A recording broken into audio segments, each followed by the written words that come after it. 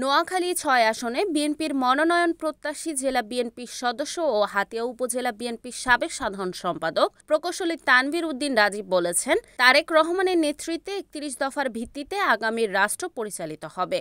গতকাল বৃহস্পতিবার বিকেলে উপজেলার জাহাজমারা ইউনিয়নের জাহাজমারা বাজারে তারেক রহমান ঘোষিত ৩১ দফা বাস্তবায়নের লক্ষ্যে লিফলেট বিতরণ ও বিশাল গণমিছিল পরবর্তী পথসভায় তিনি এসব কথা বলেন। বিপুল উৎসাহ উদ্দীপনার মধ্য দিয়ে স্বাগত জানানো হাতিয়া বিএনপি ও অঙ্গ সংগঠনের নেতাকর্মীদের উদ্দেশ্যে রাজীব বলেন, হাজার হাজার জনতা আমাদের ৩১ দফাকে সমর্থন দিয়েছে।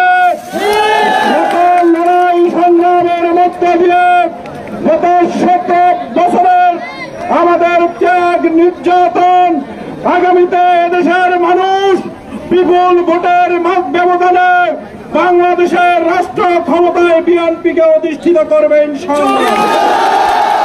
আগামী রাষ্ট্রনায়ক তারেক রহমানের নেতৃত্বে বাংলাদেশ ৩১ দফার ভিত্তিতে পরিচালিত হবে।